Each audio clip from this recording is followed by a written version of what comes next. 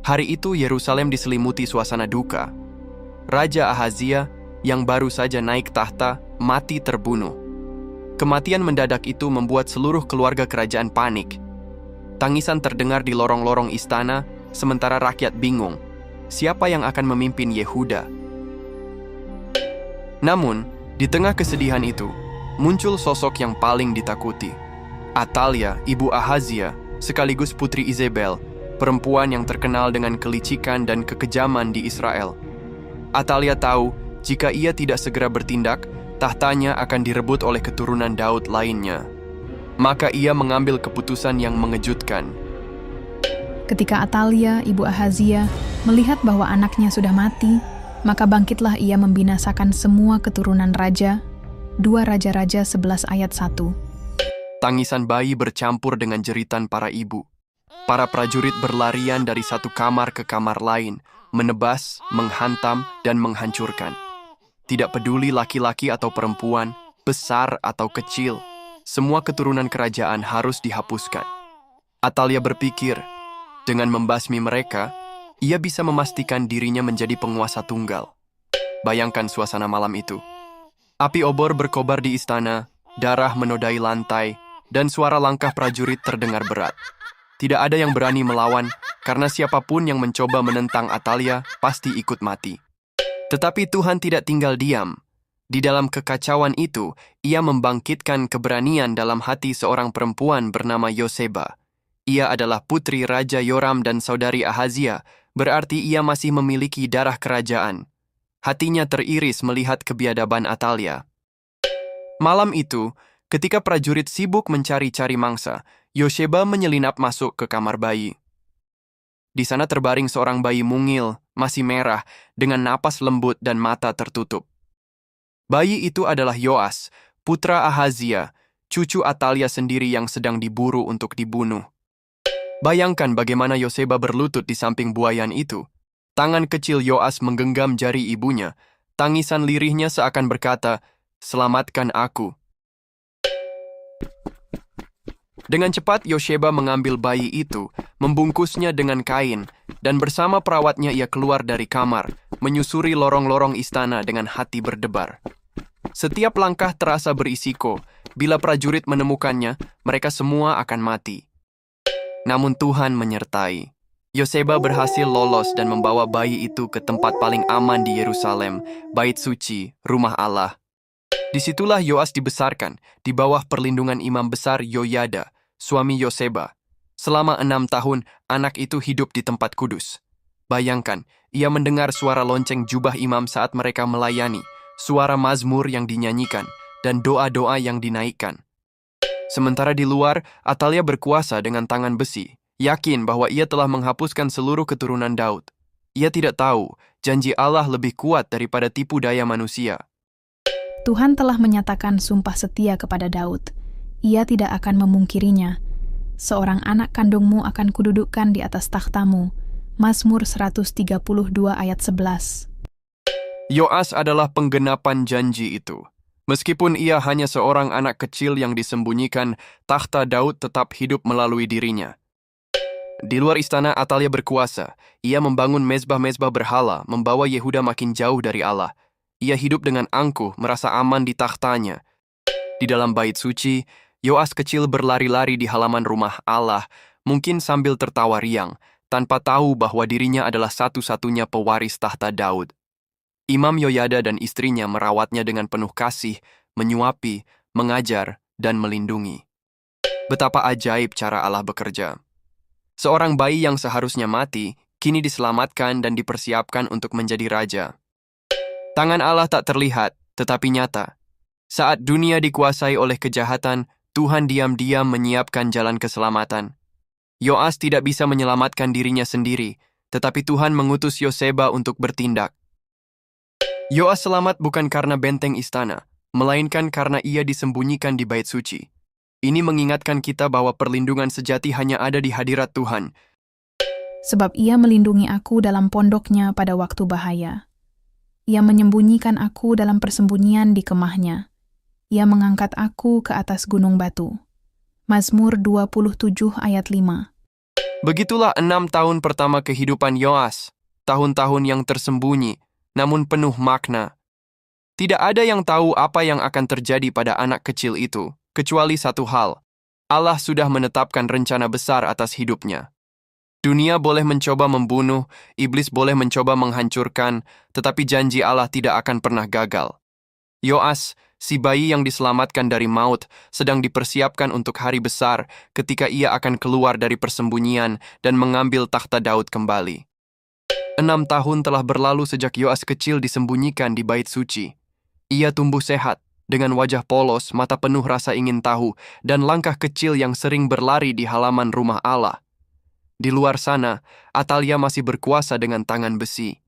Yehuda seakan melupakan janji Allah kepada Daud. Namun Imam Besar Yoyada, orang yang merawat Yoas sejak bayi, tahu bahwa waktu itu tidak akan berlangsung selamanya. Hati rohaninya bergetar setiap kali ia melihat anak itu. Yoas bukan anak sembarangan, ia adalah keturunan Daud, pewaris takhta yang sah, janji Allah yang hidup. Tahun ke-7, Yoyada mengambil keputusan berani. Ia memanggil para pengawal istana, kepala pasukan, orang Lewi, dan pemimpin keluarga besar Israel. Di tempat yang tersembunyi, di dalam bait suci, ia memperlihatkan Yoas kepada mereka. Bayangkan momen itu. Para pemimpin terdiam melihat seorang anak laki-laki berdiri di depan mereka dengan wajah polos namun penuh takdir. Yoyada berkata dengan suara mantap, "Inilah putra raja. Inilah keturunan Daud yang Tuhan janjikan akan tetap duduk di atas takhta. Atalia tidak punya hak di atas Israel. Hari ini kita akan menegakkan kembali janji Tuhan." Dalam tahun yang ke-7, Yoyada mengundang para kepala pasukan 100 dari orang Kari dan dari pasukan bentara penunggu. Disuruhnyalah mereka datang kepadanya di rumah Tuhan, lalu diikatnya perjanjian dengan mereka dengan menyuruh mereka bersumpah di rumah Tuhan. Kemudian diperlihatkannyalah anak raja itu kepada mereka. 2 Raja-Raja 11 ayat 4. Yoyada adalah seorang imam, tetapi juga seorang pemimpin yang bijaksana. Ia menyusun rencana matang agar Atalia tidak bisa menggagalkan pengangkatan Yoas. Ia membagi pasukan menjadi 3 kelompok. Satu bagian menjaga pintu-pintu gerbang istana, satu bagian menjaga gerbang kota, satu bagian mengawal langsung bait suci tempat Yoas berada. Tidak ada satupun orang asing yang diizinkan masuk, kecuali para imam dan Lewi yang sedang bertugas. Semua orang bersumpah untuk melindungi anak raja dengan nyawa mereka. Haruslah mengelilingi raja dari segala penjuru, masing-masing dengan senjatanya di tangannya, dan siapa yang mendatangi barisan, haruslah mati dibunuh.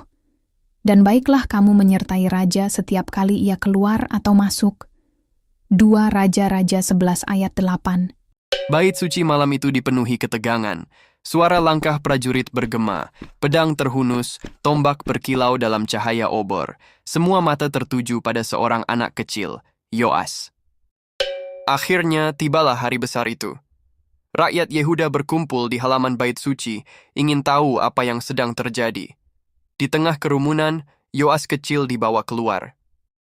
Ia masih berusia 7 tahun, usia di mana anak-anak biasanya bermain bebas tanpa beban, bukan duduk di atas takhta. Namun Tuhan punya rencana berbeda. Yoyada memakaikan mahkota di kepala Yoas. Kilauan emas itu menandakan bahwa ia adalah Raja Sah Yehuda. Lalu Yoyada menyerahkan kepadanya gulungan hukum Taurat, simbol bahwa pemerintahan raja harus tunduk pada firman Allah.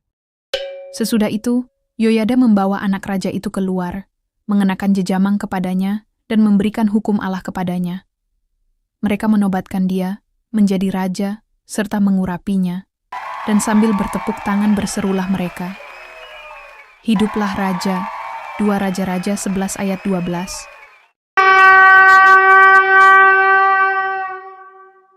Suara trompet bergema. Sorak-sorai rakyat mengguncang Yerusalem. Hidup Raja! Hidup Raja! Momen itu luar biasa. Setelah bertahun-tahun dipimpin oleh seorang perempuan kejam, kini rakyat melihat harapan baru. Seorang keturunan Daud kembali duduk di atas takhta. Teriakan rakyat sampai ke telinga Atalia di istana. Dengan marah ia berlari menuju bait suci. Matanya terbelalak ketika melihat seorang anak kecil berdiri di atas panggung kerajaan, dikelilingi imam, prajurit, dan rakyat yang bersorak, Atalia merobek pakaiannya dan berteriak dengan suara lantang. Lalu dilihatnyalah raja berdiri dekat tiang menurut kebiasaan, sedang para pemimpin dengan para pemegang nafiri ada dekat raja, dan seluruh rakyat negeri bersukaria sambil meniup nafiri. Maka Atalia mengoyakkan pakaiannya sambil berseru, "Khianat, khianat." 2 Raja-Raja 11 ayat 14. Namun Yoyada tetap tenang. Ia tidak ingin rumah Allah dinodai dengan darah. Ia memerintahkan prajurit. Tetapi Imam Yoyada memerintahkan para kepala pasukan 100, yakni orang-orang yang mengepalai tentara, katanya kepada mereka, "Bawalah dia keluar dari barisan, siapa yang memihak kepadanya bunuhlah dengan pedang." Sebab tadinya imam itu telah berkata, "Janganlah ia dibunuh di rumah Tuhan." 2 Raja-Raja 11 ayat 15. Atalia pun digiring keluar melalui pintu kuda menuju istana, dan di sanalah ia dibunuh. Dengan kematiannya, berakhirlah kekuasaan yang kelam. Setelah itu, Yoyada mengikat perjanjian antara Tuhan, Sang Raja, dan rakyat. Mereka bersepakat bahwa Yehuda akan menjadi umat Tuhan. Seluruh rakyat pergi ke kuil-kuil Baal, merobohkan mezbahnya, menghancurkan patung-patungnya, dan membunuh imam-imamnya. Kota itu bersukacita. Yerusalem dipenuhi suara nyanyian dan sorak kegembiraan.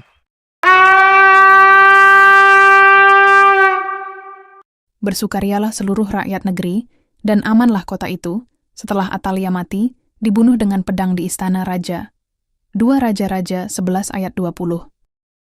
Yoas pun duduk di atas takhta Daud pada usia 7 tahun. Tuhan adalah Allah yang menepati janji.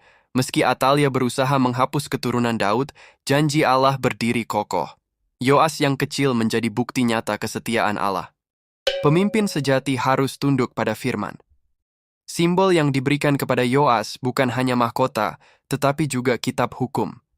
Itu mengingatkan kita bahwa kerajaan Allah hanya bisa berdiri teguh bila dasar hidupnya adalah firman Tuhan. Kejahatan bisa bertahan sementara, tetapi tidak selamanya. Atalia berkuasa 6 tahun.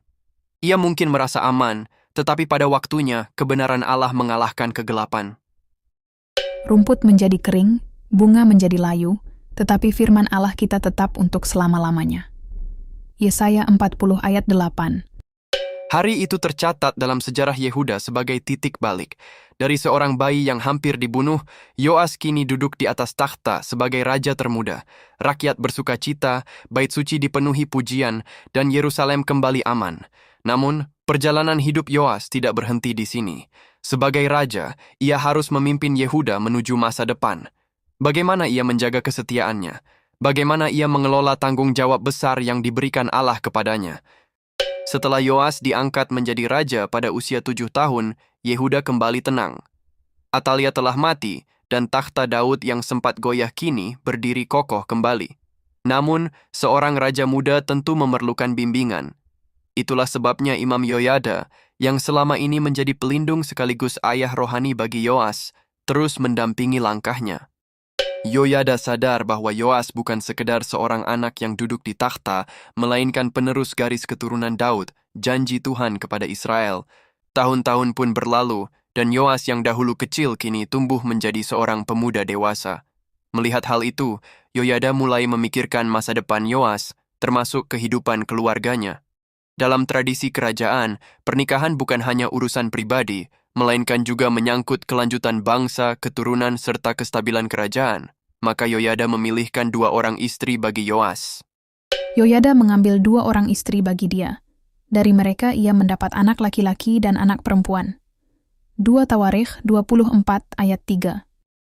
Nama mereka tidak disebutkan dalam Alkitab, tetapi bisa dibayangkan bahwa mereka berasal dari keluarga bangsawan Yehuda, mungkin masih keturunan para tokoh besar Israel. Dengan pernikahan ini, Yoas tidak hanya mendapatkan pasangan hidup, tetapi juga mengokohkan hubungan dengan keluarga-keluarga penting di Yehuda yang pada gilirannya memperkuat kerajaannya. Keluarga baru ini memberi pengharapan, seolah-olah Yehuda kembali bangkit setelah masa kelam Atalia. Ada suara bayi-bayi kerajaan yang lahir, menandakan garis Daud tidak akan pernah padam. Namun, kebahagiaan keluarga kerajaan ini berdiri di atas satu fondasi yang penting, ketaatan kepada Tuhan.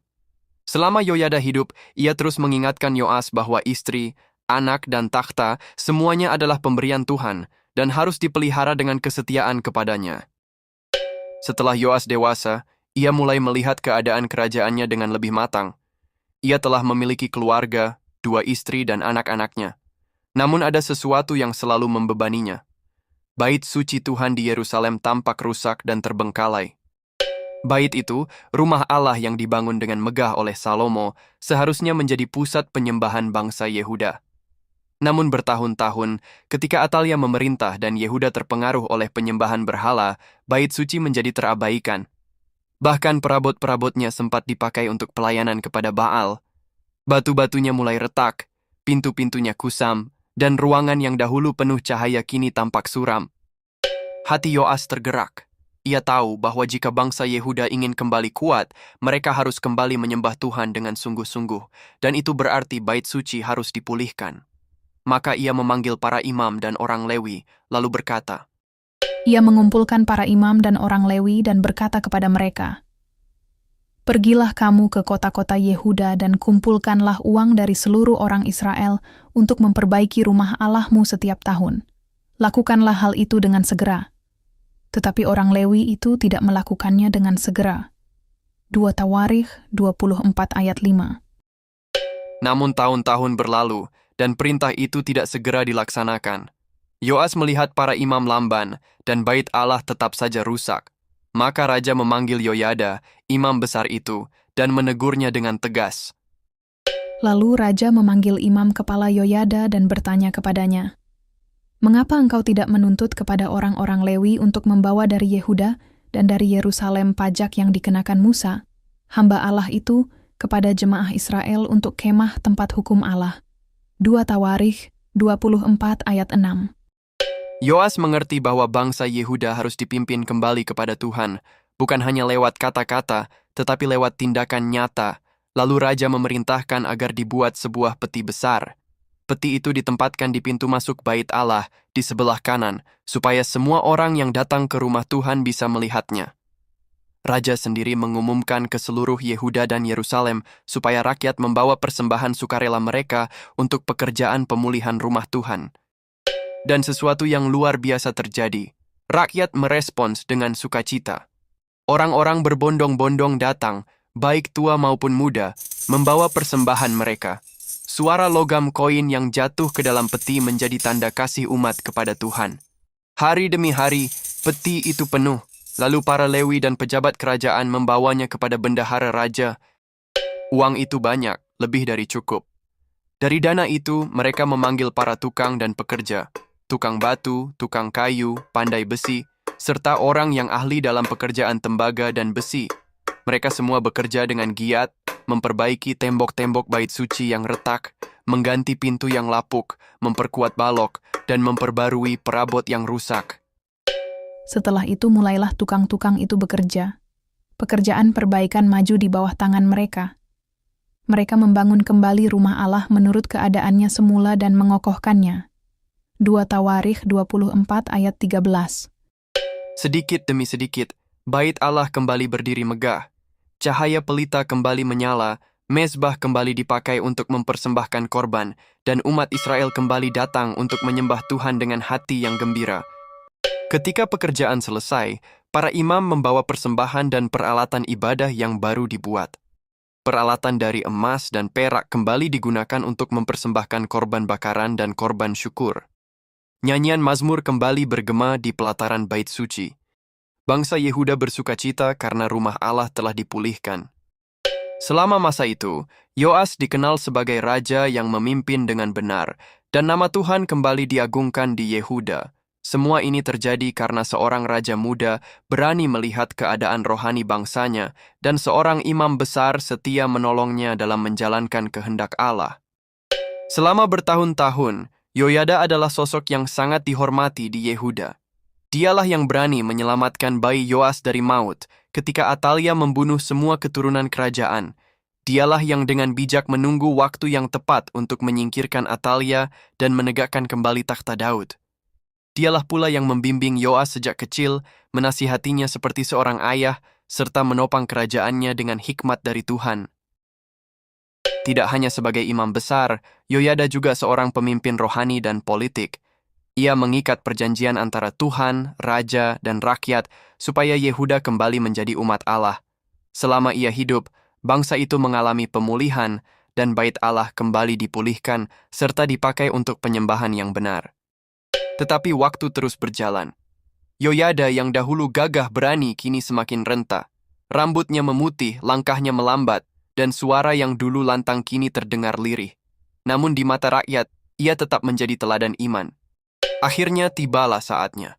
Yoyada meninggal pada usia 130 tahun, usia yang sangat panjang, bahkan lebih lama dari kebanyakan orang pada zamannya.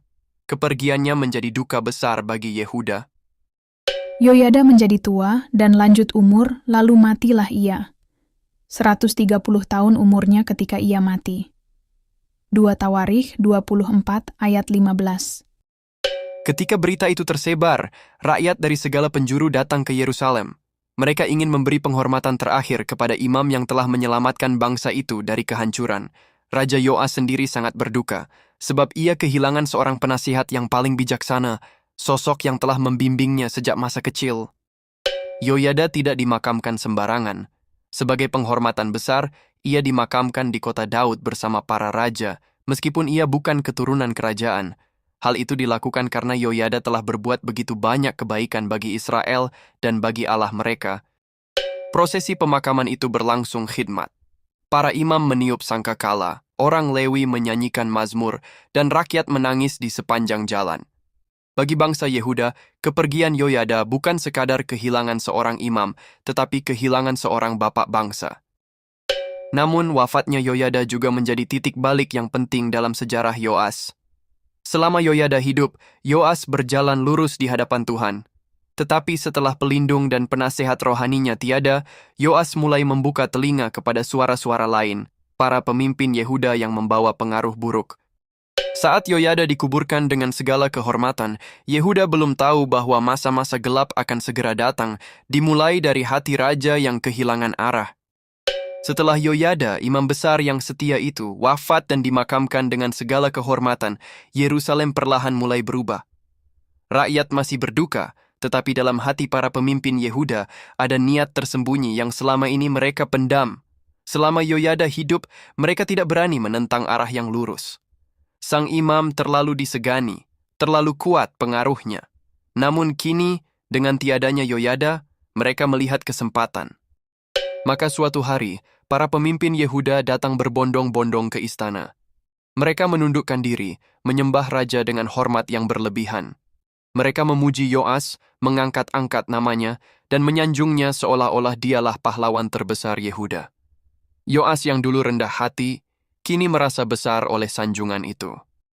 Tidak ada lagi suara Yoyada yang menasihati dengan tegas. Yang terdengar hanyalah bisikan-bisikan manis para pemimpin itu, dan hati Yoas mulai condong kepada mereka.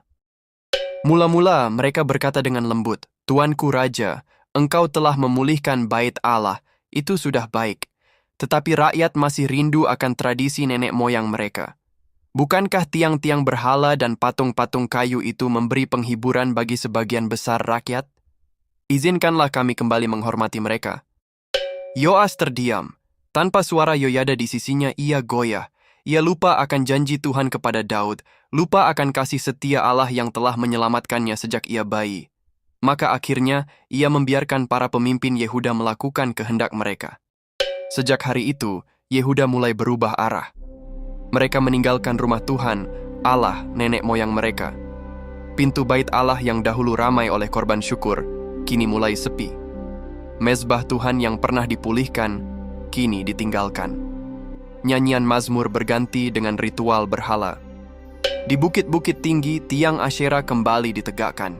Di halaman kota, patung-patung berhala dipasang dan rakyat sujud menyembah.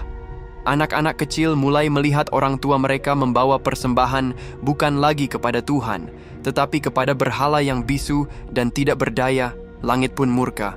Alkitab berkata, Mereka meninggalkan rumah Tuhan, Allah nenek moyang mereka, lalu beribadah kepada tiang-tiang berhala dan patung-patung berhala. Oleh karena kesalahan itu, Yehuda dan Yerusalem tertimpa murka.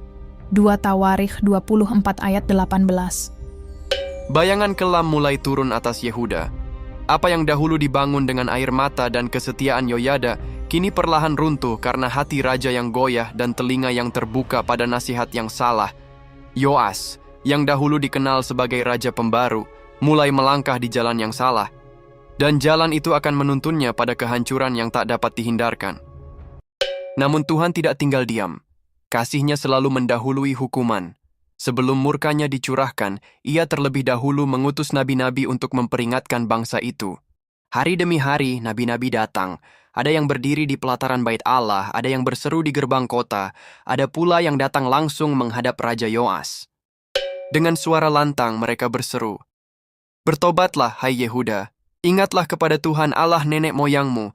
Dialah yang menyelamatkanmu dari tangan musuh. Dialah yang menjaga takhta Daud tetap berdiri. Mengapa engkau berpaling kepada berhala yang bisu? Kembalilah, sebelum murkanya menimpa engkau." Sebagian rakyat terdiam mendengar perkataan itu, hati mereka terusik. Mereka teringat akan masa Yoyada, ketika Yehuda hidup dalam damai sejahtera karena setia kepada Tuhan. Tetapi suara pemimpin-pemimpin Yehuda lebih kuat. Mereka mencibir para nabi, menuduh mereka sebagai pengacau, bahkan menghalau mereka dari kota-kota. Di istana, nabi-nabi itu juga menghadap Raja Yoas. Dengan berani mereka berkata, "Tuanku Raja, Tuhanlah yang menjadikan engkau raja sejak engkau kecil. Ingatlah kasih-Nya, jangan biarkan berhala menodai Yehuda. Jika engkau terus berjalan di jalan ini, malapetaka akan datang." Tetapi Yoas yang dahulu taat, kini keras hati. Sanjungan para pemimpin membuatnya tuli terhadap suara kebenaran. Ia menatap para nabi itu dengan dingin, lalu menolak mendengarkan, maka Alkitab mencatat dengan tegas. Namun Tuhan mengutus nabi-nabi kepada mereka, supaya mereka berbalik kepadanya. Nabi-nabi itu sungguh-sungguh memperingatkan mereka, tetapi mereka tidak mau mendengarkannya. 2 Tawarikh 24 ayat 19. Betapa menyedihkan. Yehuda menutup telinga terhadap suara kasih Tuhan. Seperti seorang ayah yang memanggil anaknya untuk kembali dari jalan yang berbahaya, demikianlah Tuhan terus mengutus nabi-nabi. Tetapi Yoas dan para pemimpin Yehuda menolak. Dan ketika suara para nabi tidak digubris, murka Tuhan yang tertahan-tahan itu semakin dekat.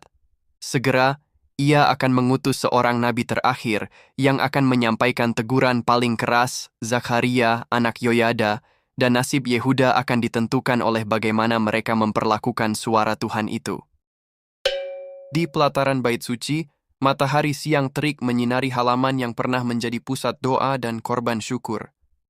Tetapi hari itu, suasana berbeda, udara terasa berat, seperti menandakan sesuatu yang mengerikan akan terjadi.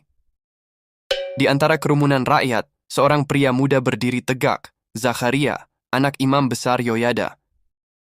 Ia bukan orang biasa, ayahnya adalah pahlawan iman yang telah mempertaruhkan segalanya demi menegakkan kerajaan Tuhan dan menyelamatkan Yoas saat masih bayi.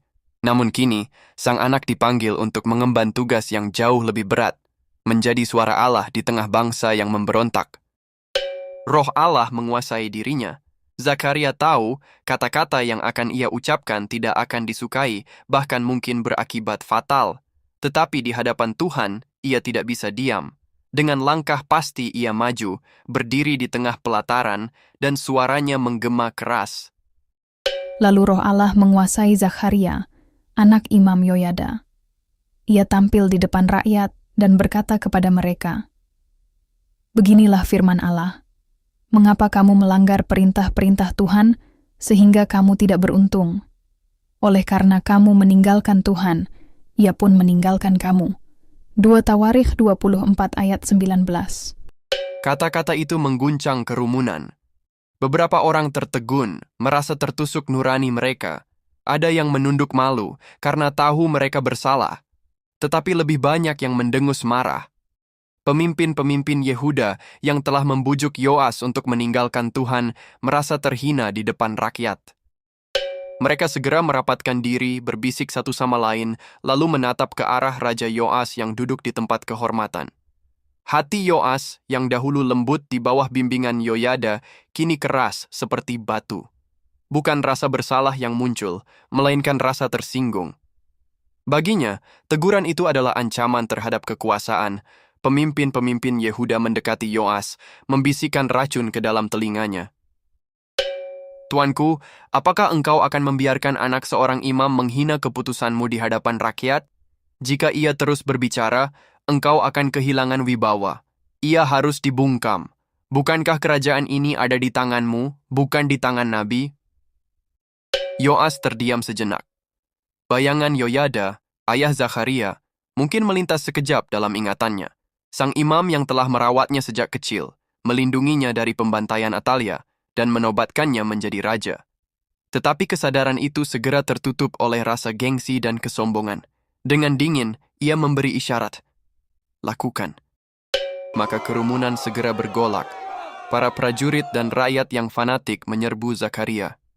Ia tidak melawan, hanya berdiri dengan wajah yang tetap tenang meski tubuhnya direnggut kasar. Di hadapan pelataran rumah Tuhan, tempat yang seharusnya menjadi pusat ibadah, mereka mulai melontari dia dengan batu. Batu demi batu menghantam tubuhnya. Luka-luka terbuka, darah mengalir membasahi tanah kudus itu. Jeritan rakyat bercampur dengan teriakan marah, seakan mereka yakin bahwa dengan membunuh nabi, mereka bisa membungkam suara Allah. Namun Zakharia, dengan napas tersisa, menengadah ke langit. Matanya berkilat bukan karena benci, melainkan karena kesedihan dan iman yang teguh. Dengan suara yang mulai melemah, ia berseru, "Semoga Tuhan melihatnya dan menuntut balas." Dan dengan itu tubuhnya roboh di pelataran bait suci tak bernyawa. Hening. Semua terdiam sejenak. Tetapi darah Zakharia yang membasahi tanah kudus itu menjadi saksi bisu. Itu bukan sekadar darah seorang manusia, itu adalah darah seorang nabi, seorang anak dari keluarga yang pernah menyelamatkan raja. Peristiwa itu meninggalkan luka sejarah yang dalam. Raja Yoas tidak mengingat kesetiaan Yoyada, imam yang telah mendidiknya, menegakkan tahtanya, dan melindunginya. Justru ia membunuh anaknya sendiri. Pengkhianatan ini bukan hanya pengkhianatan pribadi, melainkan juga penghinaan terhadap Tuhan. Sebab dengan darah nabi yang tercurah di pelataran rumah Allah, Yoas menunjukkan bahwa ia lebih memilih suara manusia daripada suara Tuhan. Langit seakan bungkam, tetapi sebenarnya murka Allah sedang menumpuk, menunggu saatnya untuk dilepaskan. Bagi rakyat Yehuda, peristiwa itu adalah puncak dari kejatuhan mereka. Mereka tidak lagi melihat rumah Tuhan sebagai tempat kudus, melainkan arena untuk melampiaskan amarah terhadap nabi yang tidak mereka sukai. Suara-suara yang seharusnya membawa mereka kembali kepada Tuhan, justru mereka bunuh dengan batu. Hari itu, Yehuda menutup telinganya bagi teguran Allah. Dan ketika manusia menutup telinganya, Tuhan tidak lagi berbicara dengan kata-kata, ia akan berbicara dengan hukuman. Di tanah yang kini ternoda oleh darah Zakharia, suara itu tetap berseru kepada Allah. Seperti darah Habel yang berseru dari tanah, demikian pula darah nabi ini menuntut keadilan, dan Allah mendengar. Ia tidak akan membiarkan darah hambanya tertumpah sia-sia, murkanya akan segera dinyatakan. Beberapa waktu setelah darah Zakharia tertumpah di pelataran rumah Allah, Yehuda seolah kembali tentram. Raja Yoas tetap duduk di takhtanya. Pemimpin-pemimpin Yehuda merasa kemenangan ada di pihak mereka, dan rakyat melanjutkan hidup seperti biasa. Tetapi di balik ketenangan itu, murka Tuhan sedang membara. Darah seorang nabi yang tak bersalah menuntut balas, dan Allah yang adil tidak tinggal diam. Pada tahun berikutnya, muncullah kabar yang menggetarkan. Pasukan Aram, yang dipimpin oleh Hazael, Raja Aram, bergerak dari utara menuju Yehuda. Jumlah mereka tidak besar, hanya sebuah pasukan kecil dibandingkan dengan kekuatan penuh kerajaan Yehuda. Banyak orang mungkin meremehkan, berkata, mereka hanya segerombolan kecil. Bukankah kita memiliki benteng yang kuat, prajurit yang terlatih, dan perbendaharaan yang melimpah? Tidak ada yang perlu ditakutkan. Tetapi mereka lupa, bukan banyaknya pasukan yang menentukan kemenangan, melainkan kehadiran Tuhan.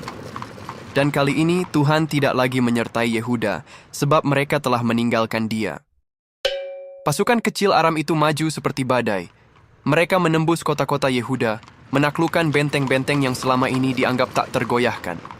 Para panglima, pemimpin-pemimpin Yehuda yang sebelumnya mempengaruhi Yoas untuk meninggalkan Allah menjadi sasaran pertama. Mereka ditumpas satu persatu, seakan Tuhan sedang menyapu bersih orang-orang yang menjerumuskan bangsa itu ke dalam dosa. Walaupun tentara Aram itu datang dengan sedikit orang, namun Tuhan menyerahkan tentara yang sangat besar kepada mereka, karena orang Yehuda telah meninggalkan Tuhan, Allah nenek moyang mereka. Demikianlah orang Aram melakukan penghukuman kepada Yoas. 2 Tawarikh 24 ayat 24. Dan ironisnya, mereka yang dahulu berkata kepada raja, "Tinggalkan rumah Tuhan, ikuti berhala," kini justru mati di tangan musuh. Apa yang mereka banggakan runtuh dalam sekejap. Di tengah serangan itu, Yoas sendiri tidak luput dari penderitaan. Pasukan Aram berhasil menembus Yerusalem, merampas harta benda dari rumah Tuhan dan istana raja, lalu meninggalkan Yoas dalam keadaan terluka parah. Luka-luka itu bukan sekadar luka fisik, tetapi juga tanda nyata bahwa Tuhan telah menarik perlindungannya. Betapa tragis nasib Yoas. Ia yang dahulu diangkat sebagai raja saat masih kecil, dijaga dengan penuh kasih oleh Imam Yoyada, diberkati Tuhan hingga mampu memulihkan bait suci, kini tergeletak tak berdaya, terluka oleh bangsa asing, dan dipermalukan di depan rakyatnya sendiri. Rakyat Yehuda mulai melihat kenyataan pahit. Raja yang dahulu mereka harapkan menjadi penerus kemuliaan Daud dan Salomo, kini menjadi raja yang membawa kehancuran, tetapi tragedi Yoas belum berakhir. Luka-luka tubuhnya hanyalah awal dari akhir hidup yang lebih gelap.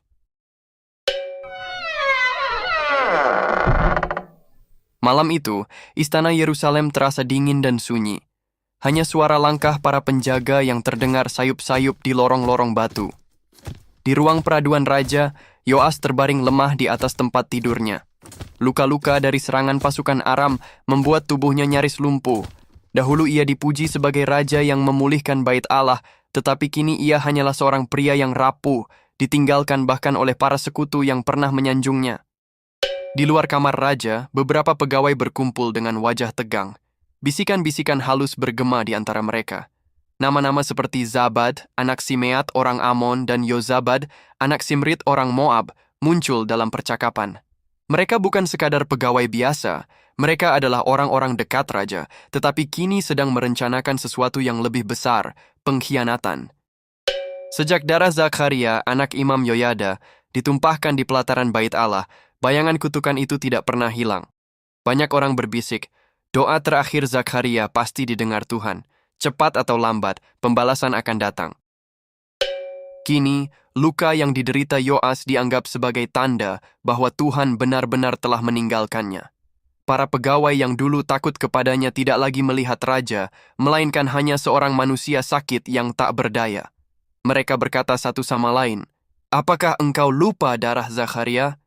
Inilah saatnya Tuhan menuntut balas. Kita hanya melakukan apa yang sudah ditetapkan." Malam itu, mereka menyelinap masuk ke kamar raja. Api obor bergetar, menimbulkan bayangan menyeramkan di dinding. Yoas yang setengah sadar membuka matanya, berusaha berbicara, tetapi suaranya lemah dan nyaris tak terdengar. Namun mereka tidak menjawab. Dengan kejam, mereka menikam raja di atas tempat tidurnya. Yoas menggeliat, napasnya tersengal, lalu tubuhnya terkulai tak berdaya. Dalam keheningan malam, raja yang dahulu diagungkan kini mati oleh tangan orang-orangnya sendiri. Kabar kematian raja segera tersebar ke seluruh Yerusalem. Namun berbeda dengan raja-raja sebelumnya, tidak ada ratapan agung, tidak ada penghormatan besar. Rakyat menguburkan Yoas di kota Daud, tetapi tidak dalam kuburan raja-raja. Alkitab mencatat, Ketika mereka pergi daripadanya, mereka meninggalkannya dengan luka-luka berat. Pegawai-pegawainya mengadakan persepakatan terhadap dia karena darah anak Imam Yoyada itu, lalu membunuhnya di atas tempat tidurnya. Ia mati dan dikuburkan di kota Daud, tetapi tidak di pekuburan raja-raja. 2 Tawarikh 24 ayat 25. itu adalah hukuman terakhir. Raja yang pernah dipuji tidak dianggap pantas beristirahat bersama leluhurnya, Daud dan Salomo. Sejarah tidak melupakan siapa pelaku pengkhianatan itu. Alkitab mencatat dengan jelas nama-nama mereka. Mereka yang mengadakan persepakatan terhadap dia ialah Zabad, anak Simeat perempuan Amon, dan Yozabad, anak Simrit perempuan Moab. 2 Tawarikh 24 ayat 26. Betapa ironis, orang-orang asing keturunan Amon dan Moab yang pernah menjadi bangsa musuh Israel, justru berada di dalam lingkaran istana dan akhirnya menjadi alat pembalasan atas darah Zakharia. Tentang Yoas, kitab sejarah raja-raja menuliskan segala perbuatannya, bagaimana ia memulihkan bait Allah, tetapi juga bagaimana ia berakhir dalam pengkhianatan. Dan setelah kematiannya, anaknya Amazia naik takhta menggantikannya. Tentang anak-anaknya dan ucapan-ucapan ilahi yang banyak terhadap dia, serta tentang perbaikan rumah Allah, semua itu tertulis dalam tafsiran kitab raja-raja. Maka Amazia, anaknya, menjadi raja menggantikan dia. 2 Tawarikh 24 ayat 27. Demikian cerita Alkitab kali ini. Sampai jumpa lagi pada cerita Alkitab berikutnya. Tuhan Yesus memberkati.